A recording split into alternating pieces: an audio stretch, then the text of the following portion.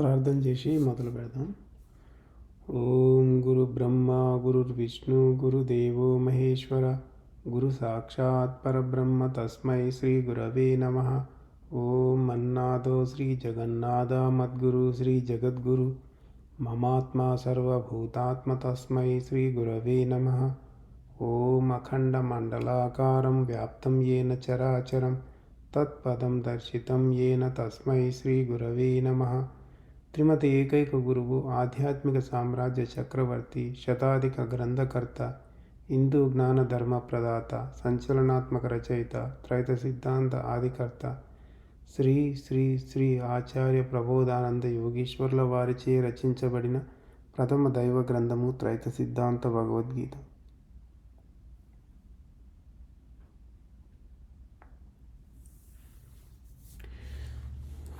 మనము త్రైత సిద్ధాంత భగవద్గీతలో 5వ అధ్యాయము ఆత్మ సంయమ యోగము చెప్పుకుంటా ఉన్నాము. ఆత్మ సంయమ యోగంలో మనకు భగవంతుడే మొట్టమొదట శ్లోకము తెలియజేశాడు. ఏమనంటే, అనాశ్రిత కర్మ ఫలం కార్యం కర్మ కరోతి యః స సన్యాసీ చ సయోగీ చ న నిరగ్నిర్న చాక్రియః. ఇది కర్మయోగం గురించి తెలియజేయడం కోసమే ఈ శ్లోకము చెప్పాడు. ఇందులో ఏమంటున్నాడంటే, కర్మఫలాలందు ఆశ లేకుండా పనులు చేయవాలని తలచి ఎవడు చేయునో వాడే నిజమైన సన్యాసి, నిజమైన యోగి అవుతాడు. అజ్ఞే లేనటువంటి వాడు, పనులు మానుకున్నవాడు అసలు యోగి కాదు, సన్యాసి కాదు అని ఇక్కడ భగవంతుడు తెలియజేస్తూ ఉన్నాడు. మనము యోగి అన్నా సన్యాసి అన్నా ఒక్కటే అని కూడా మనము చెప్పుకున్నాము. అయితే ఈ అధ్యాయం మొదట్లోనే మనకి సన్యాసి అంటే ఏంటో కూడా మనకి భగవంతుడు తెలియజేయాలి అనుకున్నాడు. నిజమైన సన్యాసి ఏమిటో అని కూడా మనం తెలుసుకోవాలి ఈ శ్లోకం ద్వారా. మనము జీవితంలో జీవించడానికి మన బ్రతుకు తెరువు కోసము ఎన్నో పనులు చేస్తూ ఉంటాం. అందుకే మన పెద్దలు కూడా ఏమంటూ ఉండేవారంటే, కూటి కొరకు కోటి విద్యలు. అయితే ఈ పనులు చేస్తున్నప్పుడు ఆ పనులు ఎలాంటివైనా కావచ్చు. అంటే మంచి పనులు చేసేవాళ్ళు ఉన్నారు, చెడ్డ పనులు చేసేవాళ్ళు ఉన్నారు. ఎవరు ఏ పనులు చేసినా అవి వాళ్ళ కూటి కోసమే చేస్తుండేవి. వాటికి పనులను బట్టి కూడా ఫలితాలు కూడా ఉంటున్నాయి. అది ఎలా అంటే, ఒక కూలివాడు ఒకరోజు పనిచేస్తే 100 రూపాయలు వస్తాయి. ఒక ఇంజనీరు లాంటి వాడు, ఇంకా డాక్టరు, ఇంకా పెద్ద పదవుల్లో ఉన్నవాడు, వాడు చేసే పనికి ఇంకా ఎక్కువ మొత్తంలో ఫలితం అనేది మనము చూస్తూ ఉన్నాము. అయితే ఇక్కడ ఆ ఫలితం అనేది భౌతికంగా మనకి కనిపించే ఫలితమే మనం చూస్తూ ఉన్నాము. అయితే కనిపించని ఫలితం కూడా ఒకటి ఉంది. మనకి కంటికి కనిపించేదేమో డబ్బు రూపకంగానో తర్వాత ఇంకొక విధంగానో ఉంటుంది. కనిపించింది ఫలితం ఏదైతే ఉందో అది కర్మ రూపంగా ఉంది. కర్మ అంటేనే మన కంటికి కనిపించేది కాదు. మనము డబ్బు సంపాదనను బట్టి, భౌతికంగా కనబడే డబ్బు సంపాదనను బట్టి వీడు ఇంత ధనికుడు, వీడు ఇంత పేదవాడు, వీడికి ఇన్ని ఆస్తులు ఉన్నాయని ఈ విధంగా మనం చెప్పుకుంటా ఉన్నామే. కానీ వాడికి నిజంగా వాడు ఎంత కర్మ సంపాదించుకున్నాడు అనేది మనము చెప్పలేకపోతున్నాం. ఎందుకంటే కర్మ కనిపించేది కాదు. ఇప్పుడు కట్టెలు వేసి అగ్ని రాజేసినప్పుడు, అగ్గి పెట్టినప్పుడు ఏమవుతుందంటే, కట్టెలు ఉంటాయి, అగ్గి కనిపిస్తూ ఉంటుంది. కానీ ఆ అగ్గి కాలటానికి ముఖ్యమైనటువంటి ఆక్సిజన్ అంటే గాలి ఏదైతే ఉందో ఆ గాలి మన కంటికి కనిపించదు. అంటే కనిపించని గాలి అనేది అగ్నికి తోడైనప్పుడే కట్టెలు కాలడం అనేది జరుగుతుంది. అలాగే ప్రతి పనిలో కూడా భౌతికంగా వచ్చే ఫలితము, అంటే మన కంటికి కనిపించి వచ్చే ఫలితము ఒకటి ఉంటే, కంటికి కనిపించని ఫలితము కర్మ రూపంలో ఉంది. ఇది ఎలా అంటే, మనం కూలి చేసినప్పుడు లేదా మనం డబ్బు సంపాదించి చేసినప్పుడు ₹1 వచ్చిందనుకుందాం మనకి ఫలితంగా. ఆ రూపాయిని కనుక మనం చూసినట్లయితే బొమ్మ బొరుసు 2 ఉంటాయి. బొమ్మ వైపు చూస్తే బొరుసు కనపడదు, బొరుసు వైపు చూస్తే బొమ్మ కనపడదు. అంటే ఒక ఫలితం మాత్రం మనకి కంటికి కనిపించే విధంగా మనకి ఉంటుంది అన్నట్టు. కనిపించింది కర్మ రూపంలో ఉంటుంది అనుకున్నాం. అదే కనుక మనము తీసుకున్న ఫలితాన్ని ధాన్యం రూపంగానో వస్తువు రూపంగానో మనం కనుక తీసుకున్నట్లయితే దానికి బొమ్మ బొరుసు అనేది ఉండదు. కాబట్టి ఇక్కడ భగవంతుడు తెలియజేసేది ఎలా ఉంది అని అంటే, మనం చేసే పనుల ద్వారా 2 రకాలైన ఫలితాలు వచ్చేది ఒక పద్ధతి ఉంటే, ఒకే రకమైన ఫలితం వచ్చేది ఇంకొక పద్ధతి కూడా ఉంది అని సూచనప్రాయంగా ఇక్కడ తెలియజేస్తా ఉన్నాడు అన్నట్టు. అయితే మరి ఆ రెండో ఫలితము లేకుండా చేసే పనులు ఎక్కడ చేయాలి? వేరే ఊరికి వేరే దేశానికి పోయి చేయాలంటే అలాంటిది ఏమీ లేదు. మన శరీరం లోపలే మనము అది చేసుకోవాల్సింది ఉంది. కాబట్టి ఒకసారి దాని విషయం కనుక తెలిస్తే చాలా సులభంగా అర్థమవుతుంది. అయితే ఏదైనా పని చేసేటప్పుడు ఏమవుతుందంటే దానికి సంబంధించినటువంటి కారణం అనేది ఉంటుంది. కారణం లేకుండా ఏ పని జరగదు. అయితే ఆ కారణమునే కర్మ అంటున్నాము. ఇప్పుడు జరుగుతున్న పనులు ప్రారబ్ధ కర్మ ద్వారా నిర్ణయించబడినవి. మనకి 3 రకాలైన కర్మల గురించి, కర్మల్లో 3 రకాలను మనం చెప్పుకున్నాం. ఒకటి సంచిత కర్మ అంటే నిల్వ ఉన్న కర్మ, రెండవది ప్రారబ్ధ కర్మ అంటే ప్రస్తుతం నడుస్తూ ఉన్న కర్మ, ఆగామి కర్మ అంటే పనులు జరుగుతున్నప్పుడు కొత్తగా సంపాదించుకునే ఆగామి కర్మ. ఈ 3 రకాలైనటువంటి కర్మ విధానాల్లో అంటే కర్మ నిల్వల్లో మనము ప్రారబ్ధ కర్మ గురించి ఇప్పుడు చెప్పుకున్నప్పుడు, ప్రారబ్ధ కర్మ ఎప్పుడైతే అమలుకు వస్తుందో, జరగాలని నిర్ణయించబడుతుందో అప్పుడు అది కార్యరూపము దాల్చుతుంది. కాబట్టి కారణం ఏమిటి? ఇక్కడ ప్రారబ్ధ కర్మ అనేదే కారణము. కాబట్టి ప్రారబ్ధ కర్మ ఎప్పుడైతే జరగడానికి వస్తుందో ముందుకు, అప్పుడు ఏమవుతుందంటే దాని ప్రకారంగా మనసుకు జ్ఞప్తికి తెచ్చేలా చేస్తుంది. ప్రారబ్ధ కర్మ ఏం చేస్తుంది? ఆ కర్మ విషయం మనసుకు జ్ఞప్తికి తెచ్చినప్పుడు ఆ మనసుకి తెలిసిన తర్వాత మనసు బుద్ధికి అందిస్తుంది ఆ విషయాన్ని. ఆ బుద్ధి మనకు తెలుసు, బుద్ధి గుణానుసారిణి అని. కాబట్టి బుద్ధి ఏం చేస్తుందంటే ఆ సమయంలో బుద్ధి ఏ గుణములో ఉందో ఆ గుణము ప్రకారంగా బుద్ధి యోచన చేయటం అనేది చేస్తుంది. ఆ యోచన చేసే వాటిల్లో 2 రకాలు. ఒకటి చెయ్యాలని, చెయ్యొద్దని, ఇది మంచిదని, ఇది మంచిది కాదని, ఇట్లా అనేక రకాలుగా బుద్ధి యోచనలు చేస్తూ ఉంటుంది. అది బుద్ధి యొక్క పని. అలా యోచనలు చేస్తూ ఉన్నప్పుడు అక్కడే ఉన్న చిత్తం ఏం చేస్తుందంటే వీని ప్రారబ్ధ కర్మలో ఈ కార్యం జరుగునది ఉందా లేదా అనేది చూసి అప్పుడు ఏం చేస్తుందంటే, ఒకవేళ కనుక ఉన్నట్లయితే ఆ చిత్తము బుద్ధి ఆలోచించిన ఒక యోచన లేదా ఒక ఆలోచన ఏదైతే ఉందో దాన్ని తీసేసుకుంటుంది. తీసుకొని అది ఏం చేస్తుందంటే మనసుకు ఆజ్ఞ జారీ చేస్తుంది. మనసుకు చెప్తుంది పో పని చేయమని. ఈ మనస్సు అనేది 5 జ్ఞానేంద్రియాలు 5 కర్మేంద్రియాలతో సంబంధపడి ఉంది. మనసు 5 జ్ఞానేంద్రియ విషయాలను తీసుకుంటుంది, బుద్ధికి అందజేస్తుంది. అలాగే చిత్తం నిర్ణయించిన ఆజ్ఞ ఏదైతే ఉందో ఆ ఆజ్ఞను మనసు తీసుకుంటుంది, కర్మేంద్రియాలతో పనులు చేస్తుంది. కర్మేంద్రియాలు అంటే కాళ్ళు, చేతులు, నోరు, గుదము, గుహ్యం అని చెప్పుకున్నాం కదా. ఈ కర్మేంద్రియాలతో మనసే పనులు చేపిస్తూ ఉంది. అలా జరుగుతున్నప్పుడు ఏమవుతుందంటే శరీర అవయవాలు కదలటము, పనులు జరుగుతూ ఉండటము. ఇందులో మనం చూసినట్లయితే 13 పాత్రధారులు ఉన్నాయి. 13 పాత్రధారులు ఒక పని జరగటానికి, అంటే మనసు, బుద్ధి, చిత్తం, అలాగే 5 జ్ఞానేంద్రియాలు 5 కర్మేంద్రియాలు, మొత్తం 13 పాత్రధారులై ఉన్నాయి ఒక పని జరగటానికి. అయితే ఈ పని జరిగేటప్పుడు జీవునిది ఏమన్నా పాత్ర ఉందా ఇక్కడ అంటే అసలు ఏమాత్రం జీవుని పాత్ర లేదు. జీవుడు ఎక్కడ కూడా కలుగజేసుకోవడం లేదు. ఒక్కటి ప్రారబ్ధ కర్మ అనేది ఉంది. జీవుడు అనుభవించడానికి కేటాయించబడినటువంటి ప్రారబ్ధ కర్మ, ఆ ప్రారబ్ధ కర్మ లిస్టులో ఉన్నది అమల్లోకి రావడము. ఈ మనస్సు బుద్ధి చిత్తము దాంట్లో పాలు పంచుకోవటము, ఆ కార్యం జరగటాన్ని నిర్ణయించడంలో, ఆ తర్వాత మనస్సు ఆ కర్మేంద్రియాలను ఆజ్ఞాపించి పనులు చేయించడం అనేది ఉంది. 13 ఇంద్రియాలు దీంట్లో పనిలో పాల్గొంటున్నాయి. అయితే జీవుడు సాక్షిగా చూస్తూ ఉండేవాడే కానీ వాడు పని చేసేవాడు కాదు. అయితే జీవునికి ముందు బుద్ధి అనేది ఉంటుంది. కాబట్టి ప్రతి యోచన జీవునికి తెలుస్తుంది.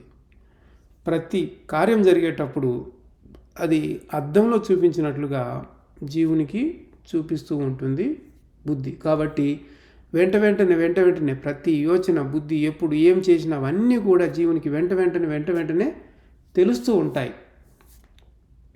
అయితే ఇక్కడ జీవుడే కాకుండా అహం ఉంది కదా, అహం కూడా ఈ పనిలో పాలు పంచుకోవడం లేదు. జీవుడికి అహంకి సంబంధం లేదు. కర్మ కార్యరూపం కావడానికి ముఖ్యంగా మనసు బుద్ధి చిత్తమే పాత్రదారులై ఉన్నాయి. ఇంకా అయితే ఈ పని జరిగేటప్పుడు ఆ పని ద్వారా వచ్చే కష్టమో సుఖమో ఏదైతే ఉందో అది జీవుడు లోపలే ఉండి అనుభవిస్తూ ఉంటాడు. అంటే అనుభవించడం వరకే జీవుని యొక్క పని, కానీ ఇంకా వేరే ఏమీ లేదు. ఇప్పుడు వాని ప్రారంధ కర్మలో లడ్డు తినాలని ఉంది అనుకుందాము. ఆ లడ్డు తినాలని ఉంది అనేది మనసుకు జ్ఞప్తి వస్తుంది. ఆ జ్ఞప్తి వచ్చినప్పుడు అది బుద్ధికి చెప్తుంది. బుద్ధి లడ్డుని తినేదాని గురించి ఆలోచన చేస్తుంది, తిందామా వద్దా అని. తిందామా వద్దా అని ఆలోచించినప్పుడు చిత్తము తినేది ఉంటే వీడు తింటాడనేది కనుక ఉంటే ఆ నిర్ణయం చిత్తం తీసుకుంటుంది. అప్పుడు చిత్తం ఏం చేస్తుందంటే మనసుకు తెలియజేస్తుంది. మనసు కర్మేంద్రియాలైన చేతుల్ని కదిలించి లడ్డుని తీసుకొని మళ్ళా నోట్లో పెట్టడము, నోరు కూడా కర్మేంద్రియం కాబట్టి అది నమిలి కడుపు లోపలికి పంపించడం. అప్పుడు ఆ నాలుక ఏదైతే ఉందో ఆ నాలుకకు తీపి అనే రుచి తగులుతుంది. ఆ తీపి అనే రుచి జీవునికి హాయిగా అనిపిస్తుంది. అంటే అక్కడ సుఖాన్ని అనిపిస్తూ ఉన్నాడు లడ్డు తినడం ద్వారా జీవుడు. అలాగే వానికి బాగలేదు, శరీరానికి రుగ్మత ఉంది, వైద్యుడు మందు ఇచ్చాడు, గోళీ ఇచ్చిండు అనుకుందాం, మాత్ర, అది నోట్లో వేసుకున్నాడు, మాత్ర చేదుగా ఉంది, అబ్బా చేదుగా ఉంది అని జీవుడు బాధపడతాడు. అంటే ఇక్కడ సుఖము అనుభవిస్తున్నాడు, దుఃఖము అనుభవిస్తున్నాడు. ఇది రెండు జీవుడు అనుభవించేది ఇక్కడ. కాబట్టి ఆ విధంగా జీవుడు ప్రారబ్ధ కర్మను అనుభవించాలని ఈ యంత్రాంగమంతా ఏర్పాటు చేసి పెట్టబడి ఉంది శరీరంలో. అది ఇక జీవుడు గురించి తెలుసుకున్నాము. ఇక అహం విషయానికి కనుక వచ్చినట్లయితే ఇక్కడ మనం ముందే తెలుసుకున్నాం, ఒక పని జరుగుటకు ముఖ్యంగా పాత్రదారులుగా మనసు బుద్ధి చిత్తము ఉన్నారు అని మనం చెప్పుకున్నాము.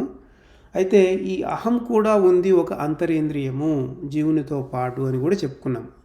అయితే ఎలాగూ జీవుడు అయితే అనుభవించడం తప్ప పని అయితే చేయడు. ఈ అహం ఏదైతే ఉందో అహం ఏం చేస్తుందంటే జీవుని ఎప్పుడు కూడా చెప్తూ ఉంటుంది జీవునికి అదే పనిగా, నీవే అధిపతివి, నీ వల్లనే ఈ పని జరిగింది అని చెప్తా ఉంటే జీవుడు కూడా అహం చెప్పిన భావాన్ని, అది ఏం చెప్తే దాన్ని గ్రహించుకుంటాడు, అంటే దాన్ని తీసుకొని ఒప్పేసుకుంటా ఉంటాడు. ఆ విధంగా ఒప్పేసుకోవడం వల్ల ఏమవుతుంది, వాడు చేయకున్నా వాడే చేశాడు అనేది అక్కడ వస్తుంది. అంటే తాను తప్పు చేయకుండా ఒప్పేసుకున్నాడు కాబట్టి ఎవడికి శిక్ష పడుతుంది, వానికే. ఇప్పుడు కోర్టులో అయినా కానీ ఎవడైతే ఫలానా వాడిని ఎవడు చంపాడంటే నేనే చంపానని ఎవడంటాడో వాడిని శిక్షిస్తుంది కోర్టు, అదే కదా. అలాగే ఎవడైతే ఒప్పుకుంటున్నాడో ఇక్కడ వాని పేరు మీదనే కర్మ రాయబడి ఉంటుంది. కాబట్టి ఇక్కడ అహము ఏం చేస్తుంది, జీవునికి అదే పనిగా చెప్పినప్పుడు జీవుడు అహం మాట వింటున్నాడు. విని నేను నేను నేను అనుకుంటున్నాడు. కాబట్టి ఆ పని ద్వారా అతనికి ఆగామి కర్మ అనేది వాని యొక్క కర్మచక్రంలో చేరిపోతుంది. మనకి బ్రహ్మచక్రం, కాలచక్రం, కర్మచక్రం, గుణచక్రం ఉంది కదా. గుణచక్రంలో ఉన్నటువంటి జీవుడు అహంకారం మాట విని కార్యము నేనే చేశానని ఒప్పుకోవడం ద్వారా వానికి ఆగామి కర్మ అనేది వస్తుంది. ఆ ఆగామి కర్మ అనేది వానికి ఉన్నటువంటి కర్మచక్రంలో చేర్చబడుతుంది, జీవుని యొక్క కర్మచక్రంలో చేర్చబడుతుంది. కాబట్టి ఇక్కడ ఏం జరుగుతుందంటే జీవుడికి ఇప్పుడు కర్మచక్రంలో కర్మ చేరుతుంది, అది ఆగామి కర్మ. కొంతకాలానికి మళ్ళీ సంచితంలో చేరుతుంది, అంటే కర్మ కూడలి అయిన సంచితంలోకి చేరిపోతుంది. సంచితం అంటే సంచి లాంటి, దాంట్లో అన్ని పాత కర్మలు అన్నీ కూడా దాంట్లోనే నిల్వ ఉంటాయి. నిల్వ ఉన్న కర్మే సంచిత కర్మ. ఆ సంచిత కర్మ నుంచే కొంత ప్రారంధంగా తీసుకొని ఈ జన్మకంతా కేటాయించబడి ఉంటుంది కదా, ఈ ప్రారంధ కర్మని జీవుడు అనుభవిస్తూ మళ్ళీ ఆగామి కర్మను సంపాదించుకుంటున్నాడు. అంటే మళ్ళా కర్మ పోయి వాని కర్మచక్రంలో చేరుతుంది. అయితే ఈ విధానం అంతా కూడా జగతిలో ఉన్నటువంటి సర్వ జీవరాశుల ఎడల జరుగుతూ ఉంటుంది. అయితే ఎవరికైతే బాహ్య కార్యాల దృష్టి ఉందనుకో, బయట జరిగే పనుల మీదే దృష్టి ఉంది, వాని శరీరం లోపల ఏమి జరుగుతుందన్న విధానము తెలియలేదు అనుకుందాం. వానికి అసలు ఈ లోపల ఎలా జరుగుతుందనేదే తెలియదు. కర్మ ఎలా వాని పేరు మీద వాని కర్మచక్రంలో కర్మ రాయబడుతుంది అన్న విషయమే తెలియనప్పుడు ఏమవుతుందంటే వాడు ప్రారబ్ధ కర్మను అనుభవిస్తూ ఉన్నాడు, మళ్ళా కొత్తగా ఆగామి కర్మ సంపాదించుకుంటున్నాడు. అంటే కర్మ అక్కడ పూర్తిగా నాశనం. కర్మ అంటే అనుభవించి మళ్ళీ కొత్త కర్మ తెచ్చుకుంటున్నాడు. ఆ విధంగా వాడి కర్మ పెరిగేదే ఉంది కానీ కర్మ తరిగేది లేదు. కర్మలు ఉన్నంత వరకు జీవుడు మోక్షం పొందడు. కర్మ అనేది ఒక కలుషితం లాంటిది ఒక జీవునికి. ఆ కలుషితం మొత్తం అంతా కూడా వెళ్ళిపోతే అప్పుడు సంపూర్ణుడైపోతాడు. అప్పుడు మాత్రమే వాడు దేవునిలో కలిసిపోవడానికి వానికి అర్హత అనేది లభిస్తుంది. అంతవరకు కర్మల మాలిన్యం ఉన్నంత వరకు వాడు దేవునిలోకి ఐక్యం కాడు. వాడు జననము మరణము అనే ఆ చక్రంలోనే ఇరుక్కుపోయి ఉంటాడు, బయట పడలేడు. కాబట్టి కర్మ ఎలా వస్తుంది అనేది మనం తెలుసుకున్నాం. అహంకారం అనేది ఒకటి ఉంది, జీవునికి తప్పుదారి పట్టించి చెప్తా ఉంటుంది జీవుణ్ణి. కాబట్టి జీవుడు అహంకారం మాట వింటున్నాడు, నేనే అని అనుకుంటున్నాడు. అందువల్ల వాడి పేరునే మళ్ళీ కర్మ రాయబడుతుంది. ఆ కర్మే వాడికి జన్మబంధమై కూర్చొని ఉంటుంది. కాబట్టి మనం కర్మ ఎలా వస్తుందో తెలుసుకున్నాము. కర్మ రాకుండా ఉండే విధానం కూడా మనం తెలుసుకోవాలా. అదే మనకి ఈ శ్లోకంలో ఉన్నటువంటి నిజమైన అర్థం అనేది. మనకి ప్రారబ్ధం ప్రకారం పనులు ఎట్లా జరుగుతున్నాయో మనం తెలుసుకున్నాము. మనసు, బుద్ధి, చిత్తము ప్రధాన పాత్రధారులని తెలుసుకున్నాము. జీవుడు అనుభవించేవాడే అని తెలుసుకున్నాము. తర్వాత అహంకారం జీవుని తప్పుదారి పట్టిస్తుంది. దానివల్ల జీవుడు నేనే అన్న భావంలో ఉండిపోవడం ద్వారా వాడి పేరునే కొత్త కర్మ రాయబడుతూ ఉంది. వానికి కర్మచక్రంలోనే కొత్త కర్మ చేరుకుంటుంది అని కూడా మనం చెప్పుకున్నాం. ఈ కర్మ రావడానికి ముఖ్యమైన కారణము అహంకారమే. అహంకారం తప్పుగా వానికి చెప్పడం వల్ల, తప్పుదారి పట్టించడం వల్లనే వాడు కర్మను సంపాదించుకుంటున్నాడు. వాడు ఒప్పుకుంటున్నాడు. అహంకారమే పనిచేయలేదనుకో వాడికి కర్మ రాలేదు కదా. ఎందుకంటే జీవుడు అహం మీదనే ఆధారపడుతున్నాడు. అహం గుడ్డిగా ఏం చెప్తే అదే వాడు నమ్ముతున్నాడు. అంటే గుడ్డిగా ఏం చెప్తే అహం మాట విని నమ్మేస్తామని, ఇది వాస్తవమా కాదా అని వాడు ఏమాత్రము తెలుసుకోలేకపోతున్నాడు. ఆ విధంగా గుడ్డిగా నమ్మడం వల్ల వానికి ఏ విచక్షణ అనేది లేకపోవడం వల్ల, అంటే సత్యమేది అసత్యమేది అన్న విచక్షణే వాడికి లేకపోవడం వల్ల, అజ్ఞాన అంధత్వంలో ఉండడం వల్ల, జ్ఞానం తెలుసుకున్నటువంటి వాడు అజ్ఞానంతో ఉన్నటువంటి వాడైనందువల్ల వాడు అహం మీదనే పూర్తిగా ఆధారపడిపోయి ఉండడం వల్ల, అహము ఉన్నదాన్ని లేనట్లు లేనిదాన్ని ఉన్నట్లు చెప్పడం వల్ల వానికి అసలు ఏ సంబంధము లేని దాంట్లో, అంటే కార్యం జరిగే దాంట్లో వీనికి సంబంధమే లేదు. వానికి సంబంధాన్ని కల్పించింది కూడా అహమే. ఆ విధంగా అహం సంబంధాన్ని కల్పించడం ద్వారా వీడేం చేసిండంటే గుడ్డిగా అహం మాట విని కర్మను సంపాదించుకుంటున్నాడు. ఆ విధంగా ఇది ఒక అజ్ఞానంతో ఉన్నటువంటి జీవుని ఎడల నిత్యము ప్రతిరోజు వాడు కర్మను సంపాదించుకునేటువంటి విధానమని మనకు అర్థమైంది కదా. ఇప్పుడు అదే అజ్ఞానం లేదు, జ్ఞానం తెలుసుకున్న వాడు ఉన్నాడు అనుకుందాం. అంటే జ్ఞాన దృష్టి కలిగినటువంటి వాడేం చేస్తాడు? వాడు అహం మీద ఆధారపడ్డు. వాడు ఏమనుకుంటాడంటే అసలు ఈ పని జరగటానికి కారణమే కర్మ.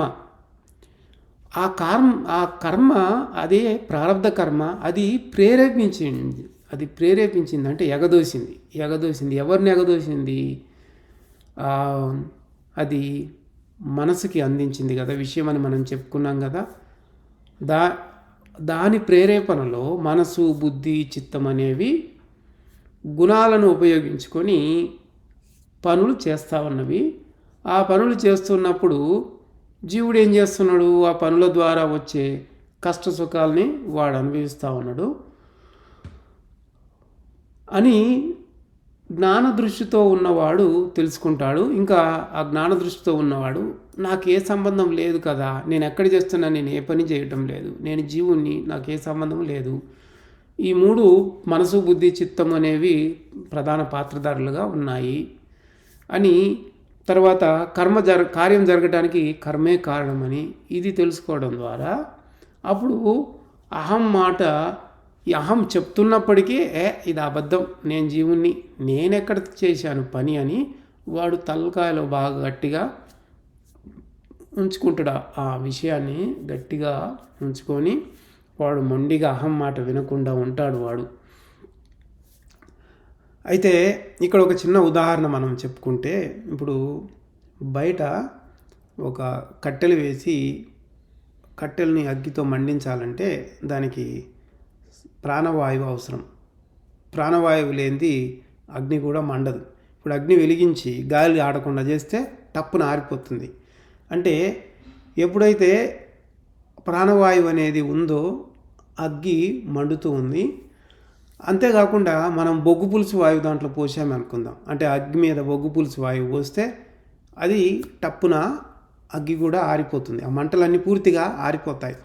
మనకు బాగా మంటలు ఎగిసిపడ్డప్పుడు కొన్ని భవంతులు అవన్నీ కాలిపోతూ ఉన్నప్పుడు వాళ్ళు ఏం చేస్తారంటే ఆ బొగ్గు పులుసు వాయువే తీసుకొచ్చి దాన్ని దట్టంగా పోయడం వల్ల ఆ బొగ్గు పులుసు వాయువు ప్రాణవాయువు లేకుండా చేయడం వల్ల ఏమవుతుందంటే కట్టెలు ఆరిపోతాయి. అంటే మండే అగ్ని కూడా వెంటనే ఆరిపోతుంది అన్నట్టు. అయితే ఇక్కడ మంట మండడానికి ప్రాణవాయువు అవసరం, ఆరిపోవడానికి బొగ్గు పులుసు వాయువు అంటే కార్బన్ డైఆక్సైడ్ అవసరము అని మనకి తెలుస్తూ ఉంది కదా. అట్లాగే అహం యొక్క పని ఉన్నప్పుడు ఏమవుతుందంటే జ్ఞానాగ్ని అనేది మన తలలో జ్ఞానాగ్ని ఆరిపోతుంది. అహం పని చేస్తున్నప్పుడు జ్ఞానాగ్ని ఆరిపోతుంది. అహం పని చేయకుండా నిలబడిపోయినప్పుడు జ్ఞానాగ్ని అనేది వెలుగుతుంది.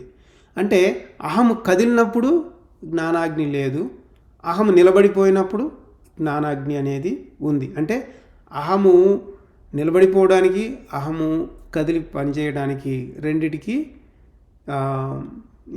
అంటే ఈ రెండు జరిగినప్పుడు ఈ జ్ఞానాగ్ని ఉండడమా, జ్ఞానాగ్ని లేకపోవడం అనేది ఉంది అన్నట్టు అక్కడ. కాబట్టి ఎప్పుడైతే అహము ఆగిపోతుందో, అహం పనిచేయడం ఆగిపోతుందో, అంటే జీవునికి బోధించినా జీవుడు పట్టించుకోలేదు అనుకుందాం. ఎందుకంటే మనం చెప్పుకున్నాం వాడు అహం మాట అసత్యమని తోసివేస్తున్నాడు అనుకుందాం. అప్పుడు అహం పనిచేయడం లేదు కదా, అహం పనిచేయలేదు కాబట్టి అప్పుడు జ్ఞానాగ్ని అనేది ఉత్పన్నమవుతుంది. జ్ఞానాగ్ని ఉత్పన్నమైనప్పుడు ఏమవుతుందంటే ఆ జ్ఞానాగ్నిలో ఆగామి కర్మ అంటే పని చేసినప్పుడు వచ్చే రెండో ఫలితం ఉంది కదా, సూక్ష్మ ఫలితము కర్మ అనేది, అది ఆగామి కర్మ అని చెప్పుకుంటున్నాం కదా. ఆగామి కర్మను జీవుడు తీసుకోవడం లేదు. తీసుకున్నప్పుడు ఏమవుతుంది, వాని చిట్టాలో అది రాయబడదు. అంటే అక్కడ ఏమైంది, జ్ఞానాగ్ని అనేది ఉత్పన్నమైంది. ఆ జ్ఞానాగ్ని ఆగామి కర్మను కాల్చివేసింది. కాబట్టి ఈ జ్ఞానాగ్ని ప్రజ్వలిల్లడము అంటే రావడము, రాకపోవడం అనేది, జ్ఞానాగ్ని ఉత్పన్నం కావడము, ఉత్పన్నం కాకపోవడం అంటే జ్ఞానాగ్ని పుట్టడం, పుట్టకపోవడం అనేది అహంకారము మీద ఆధారపడి ఉంది. అంటే అహంకారం పనిచేయడం, అహంకారం పనిచేయకపోవడం మీదనే ఆధారపడి ఉంది. అయితే ఈ అహంకారం అనేది సరే, ఇప్పుడు జ్ఞానం తెలుసుకున్నవాడు వాడు అహంకారం మాట వినలేదే అనుకుందాం ఒక పని ద్వారా. సరే, అప్పుడైతే జ్ఞానాగ్ని ఉత్పన్నమైంది, వాని కర్మ కాలిపోయింది అనుకుందాం. మరి ఒక్కసారి అహంకారం తన పని ఆపేసినంత మాత్రాన అది అంతటితో ఊరుకుడిపోతుందా? ఆహా, లేదు. అహంకారం యొక్క పని ఏంటి అంటే అది జీవుని మీద దయ, జాలి, ద్వేషం అట్లాంటిది అనేది ఏమీ లేదు. వీడు చాలా మంచోడే, అయ్యో వీడి కోసం నేను ఏమన్నా వెసులుబాటు కలిగించాలి, అలాంటిది ఏమీ అనుకోదు అది. అహం యొక్క పని ఏంటంటే ఎల్లప్పుడూ జీవుణ్ణి తప్పుదారి పట్టించేలా చేయడం. ఎందుకంటే మన శరీరంలో ఉన్న యంత్రాంగంలో అహంకారాన్ని ఆ విధంగా చేర్చి పెట్టడం జరిగింది. అహంకారం యొక్క కర్తవ్యమే అది. కాబట్టి ఒక్కసారి ఒక జీవుడు అహంకారం మాట వినకుండా ఉన్నంత మాత్రాన ఎల్లప్పుడూ అదే జరుగుతుంది అనుకోకూడదు. ఎందుకంటే ఎప్పుడు అహంకారము తన పని తాను చేస్తూ ఉంటుంది. జీవుడు కూడా ఎంతో ఎరుకను కలిగి ఉండి ప్రతి పనిలో అది బాగా గుర్తుపెట్టుకొని అహంకారము మాట వినకుండా ఉండగలిగితేనే వాడు ఎల్లప్పుడూ జ్ఞానాగ్నితోటి ఉంటాడు. అలా లేకపోతే వానికి మళ్ళీ ఎప్పటిలాగానే అజ్ఞాన జీవుడు ఏ విధంగా అయితే కర్మను సంపాదించుకుంటాడో అలాగే జ్ఞానం తెలుసుకున్నవాడు కూడా అలాగే చేస్తాడన్నట్టు. కాబట్టి మనం ఏం చెప్పుకున్నామంటే అహంకారం పనిచేస్తే ఆగామి కర్మ వస్తుంది, అహంకారం పని చేయకపోతే ఆగామి కర్మ రావట్లేదు. అహంకారం పని చేయకపోతే జ్ఞానాగ్ని ఉత్పన్నమవుతుంది, అది కర్మను కాలుస్తుంది, ఆగామి కర్మను. అహంకారము పని చేస్తే జ్ఞానాగ్ని ఉత్పన్నం కావడం లేదు, జ్ఞానాగ్ని ఆరిపోతుంది, మరియు ఆగామి కర్మ అనేది జీవుని కర్మచక్రంలో వచ్చి చేరుతుంది. కాబట్టి జ్ఞానాగ్ని లేనప్పుడు జీవునికి ఆగామి కర్మ అనేది వృద్ధి అవుతుంది, జ్ఞానాగ్ని ఉన్నప్పుడు ఆగామి కర్మ కాలిపోతుంది. ఇక ఎవరైతే జ్ఞానం తెలిసి ఉన్నారో, శరీరం యంత్రాంగం అంతా తెలిసి ఉందో, పని చేసేటప్పుడు ప్రారబ్ధ కర్మ ప్రకారంగానే పనులు జరుగుతూ ఉన్నాయని తెలిసిన వాడై ఉన్నాడో, అలాగే ప్రారబ్ధ కర్మ ప్రకారమే కనిపించే ఫలితం వస్తూ ఉంది అని ఎవడైతే తెలుసుకొని ఉన్నాడో వాడేం చేస్తాడంటే ఫలితం మీద ఆశ పెట్టుకోడు. ఫలితం మీద ఆశ పెట్టుకోవడం అంటే ఇప్పుడు ప్రతి పని పాపమో పుణ్యమో అనే ఫలితాన్ని తెచ్చిపెడుతుంది కదా. నేను ఈ పని చేస్తున్నా, నాకు ఇంత పుణ్యం వస్తుంది అని అనుకుంటాడు. అనుకుంటే అక్కడేమవుతుందంటే వీడు పని ఎందుకోసం చేస్తున్నాడు? ఫలానా ఫలితం వస్తుంది అని కదా చేస్తుంది. ఫలానా ఫలితం మీద ఆశతోటే పని చేస్తున్నాడు కాబట్టి వానికి ఆగామి కర్మ అనేది వస్తుంది. కాబట్టి ఇక్కడ ఏమంటుందంటే ఫలితం మీద ఆశ లేకుండా ఉండేవాడు, జ్ఞానం కలిగిన వాడు ఫలితం మీద ఆశ ఉండదు. ఇంకా ప్రారబ్ధ కర్మ ప్రకారంగానే పనులు జరుగుతున్నాయి, నేను ఇష్టపడినా ఇష్టకపోయినా తప్పక పనులు జరిగి తీరుతాయి అని ఖచ్చితంగా తెలుసుకుని ఉంటాడు జ్ఞాని అయినటువంటి వాడు. దాని ప్రకారంగానే శరీరంలోని అన్ని అవయవాలు కదిలి పనిచేస్తూ ఉన్నాయని తెలిసి ఉంటాడు. అలా ఉండి నిమిత్త మాత్రంగా ఉంటాడు. అంటే కేవలం జీవుడున్న కారణం ఏంది అంటే కష్టసుఖాలు అనుభవించడం వరకే, అంతవరకే అని అనుకుంటాడు. అనుకోవడం ద్వారా ఏమవుతుందంటే వాడు కర్మయోగి అవుతాడు. ఎందువల్లంటే నేను అన్న భావం లేదు కదా. నేను అన్న భావం లేనప్పుడు వానికి ఆగామి కర్మ అనేది రాలేదు. ఆ ఆగామి కర్మ ఏం చేస్తుందంటే ఆ ఆగామి కర్మ రాకుండా పోతుంది కదా. అంటే జ్ఞానాగ్ని ఆగామి కర్మను కాల్చివేస్తుంది. జ్ఞానాగ్ని ఆగామి కర్మను కాల్చివేస్తుంది కాబట్టి వాని దగ్గర ఏముంటుంది? కర్మల బూడిద ఉంటుంది. అంటే కర్మలనే కట్టెలను జ్ఞానమనే అగ్ని కాల్చివేసింది. బయట కూడా మనం కట్టెలు కాలిస్తే కాల్చినందుకు గుర్తుగా బూడిద మిగిలి ఉంటుంది. ఆడ బూడిదను చూసి కట్టెలు కాల్చినారని మనం చెప్తాం కదా. అలాగే కర్మల బూడిద ఎవడైతే కలిగి ఉన్నాడో వానినే సన్యాసి అనాలి. సన్యాసి దగ్గర బూడిద తప్ప ఏముంటుందని చాలామంది అంటాం కూడా మనము చూసే ఉన్నాము. కాబట్టి ఇక్కడ సన్యాసి అంటే కర్మయోగే సన్యాసి, బూడిదంటే కర్మ కాలింది అని ఎవరు అనుకోవడం లేదు.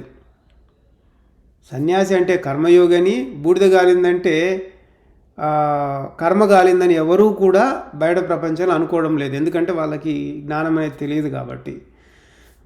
ఇంకా బయటకి కనిపించే బూడిద లేకున్నప్పటికీ, అంటే బయట కనిపించే బూడిద లేకున్నా కానీ వాని దగ్గర బూడిద తప్ప ఏముంది, వాడి దగ్గర బూడిద తప్ప ఏముందని కూడా అనుకుంటా ఉంటారు కదా.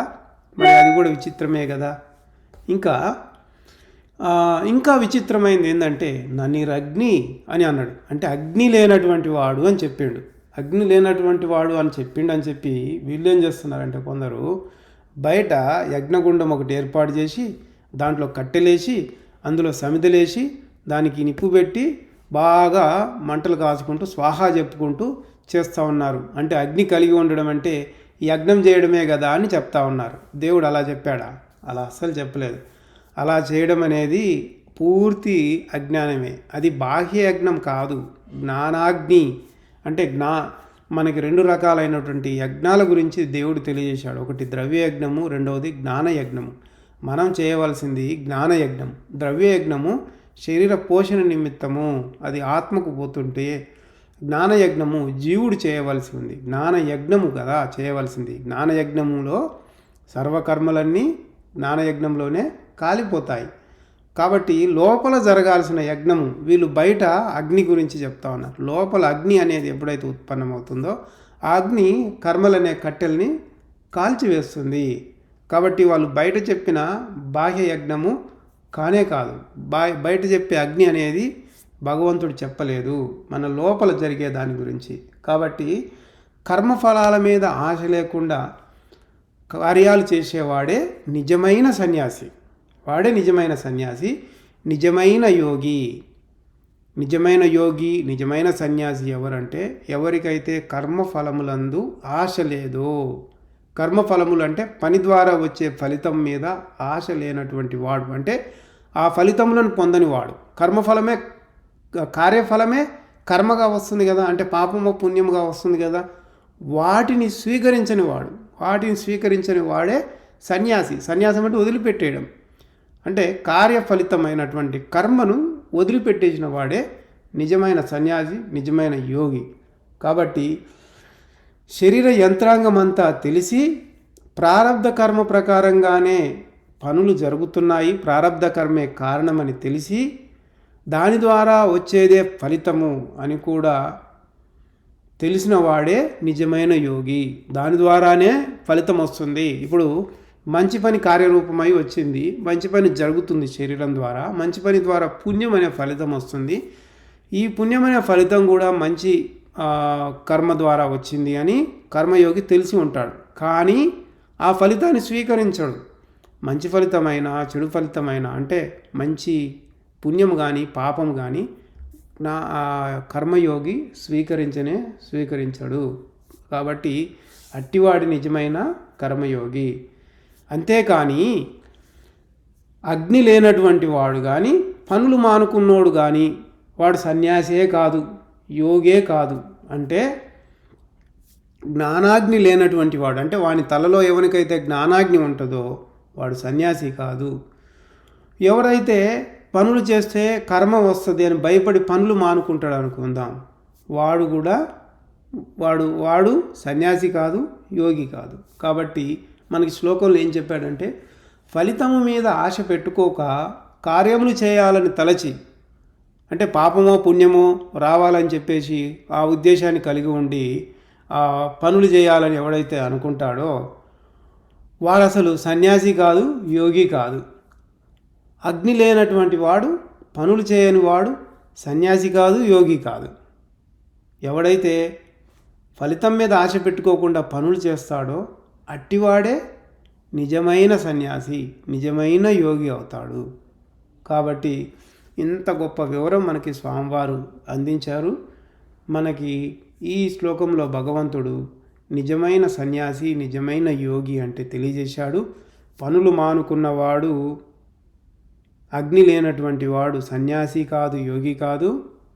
అలాగే ఎవరైతే పనులు చేస్తూ కూడా జ్ఞానాగ్ని కలిగి ఉండి వాళ్ళకి వచ్చేటువంటి కర్మను, ఆగామి కర్మను కాల్చుకోగలుగుతారో అట్టివారే నిజమైన సన్యాసి, నిజమైన యోగి అని చెప్పబడతారని మనకి భగవంతుడు తెలియజేశాడు.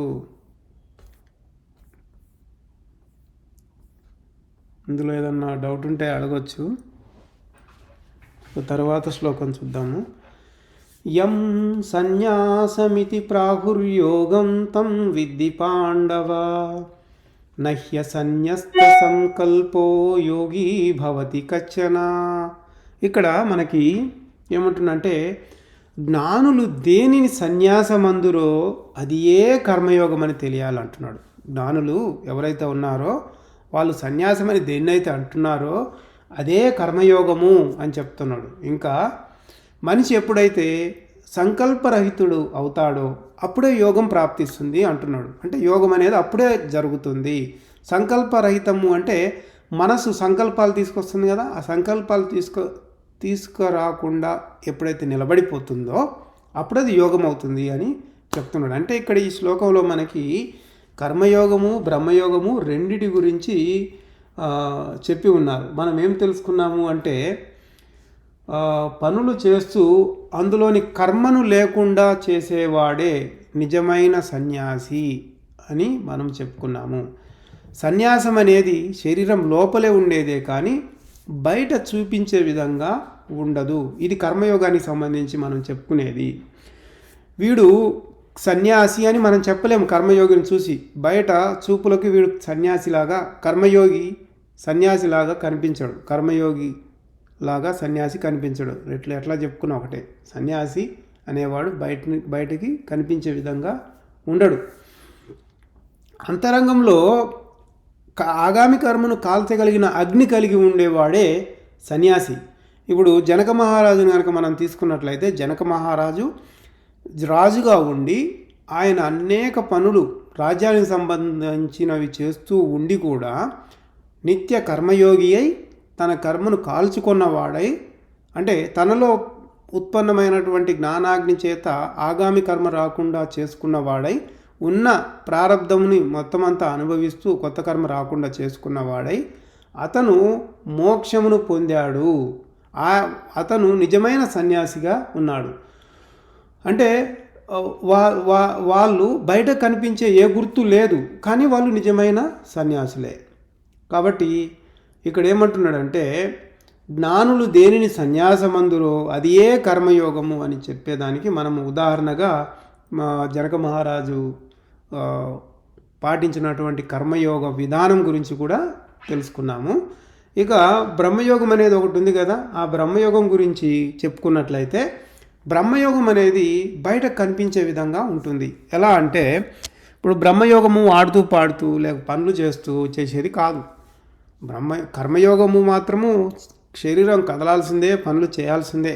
కానీ అంతరంగంలో అహంకారం మాట వినకుండా ఆగామి కర్మ రాకుండా చేసుకునే పద్ధతి కర్మయోగం అయితే, బ్రహ్మయోగంలో పనులు చేయడు. బ్రహ్మయోగంలో పనులకు సంబంధించినవి అన్నిటినీ నిలిపివేయడం అనేది జరుగుతుంది. అక్కడ ఒకచోట కదలకుండా కూర్చోవడం అనేది బ్రహ్మయోగంలో ఉంటుంది. కాబట్టి ఎవరైనా కానీ చూస్తే ఓ ఇతడు బ్రహ్మయోగం చేస్తున్నాడు అని గుర్తించే విధంగా బాహ్య గుర్తింపు బ్రహ్మయోగంకి ఉంటుంది.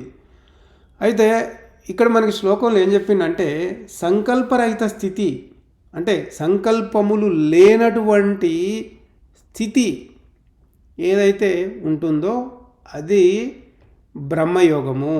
సంకల్పాలు దేనికి వస్తాయి అంటే మనసుకే సంకల్పాలు అనేవి వస్తుంటాయి. అంటే శరీరం లోపల ఉన్నటువంటి మనస్సు అదే పనిగా సంకల్పాలు తీసుకొస్తుంది. అంటే ఆలోచనలు, సంకల్పములు అంటే ఆలోచనలు, ఇవన్నీ ఒకదాని వెంట అది తీసుకొస్తూ ఉంటే జీవుడు కూడా వాటి వెంటే ఆ విషయాల వెంటే పడిపోయి బాహ్య ప్రాపంచిక విషయంలోనే ఉండిపోతాడు అన్నట్టు. ఎప్పుడైతే మనసు సంకల్పాలు అనేవి తీసుకురాకుండా ఉన్నప్పుడు అప్పుడు ఏమవుతుంది, బుద్ధికి ఆ విషయాలు అందించదు. కాబట్టి బుద్ధి కూడా తన దగ్గర ఉన్న గుణాలతోటి, తను అంటుపెట్టుకున్న గుణంతో ఏ యోచనలు చేయకుండా ఉంటుంది. కాబట్టి అప్పుడు ఏమవుతుందంటే మనసు నిలబడిపోతుంది, బుద్ధి నిలబడిపోతుంది. ఇక ఈ మనస్సు ఆత్మ వైపు తిరుగుతుంది. ఆత్మ విషయాన్ని బుద్ధికి అందిస్తే, బుద్ధి జీవునికి అందిస్తే జీవుడు ఆత్మతో ఏకమవుతాడు అన్నట్టు. అప్పుడు మనసు ద్వారా నేరుగా ఆత్మను జీవుడు చూడగలుగుతున్నాడు. కాబట్టి ఆ సమయంలో బాహ్య దృష్టి అనేది ఉండదు. అంటే బయట ప్రపంచాన్ని చూసేది ఏది ఉండదు. జీవుడు బయట ప్రపంచాన్ని చూడటం అనేదే ఉండదు. అది లోపలనే ఆత్మను చూడగలగటం అనేది ఉంటుంది. అలా చూడాలంటే అన్ని సంకల్పాలు అంటే అన్ని ఆలోచనలు, మనసు ద్వారా వచ్చే ఆలోచనలు అన్నిటినీ పూర్తిగా వదిలేసుకోవాలా. అంటే మనసు శూన్య స్థాయికి, జీరో స్టేట్కి చేరిపోవాలా. ఆ విధంగా చేయగలిగిందే సర్వసంకల్ప సన్యాసం అన్నట్టు. అంటే అన్ని సంకల్పాలు, అన్ని ఆలోచనలను వదిలివేసినటువంటి వాడే సర్వసంకల్ప సన్యాసి అంటారు. ఆ సర్వసంకల్ప సన్యాసినే బ్రహ్మయోగి అని చెప్తారు. కాబట్టి ఈ శ్లోకంలో మనకి కర్మయోగ విధానము, బ్రహ్మయోగ విధానము రెండింటిని మనకి చూచాయగా తెలియజేశాడు మనకి భగవంతుడు. ఇక్కడ ఏమన్నా అనుమానం ఉంటే అడగచ్చు.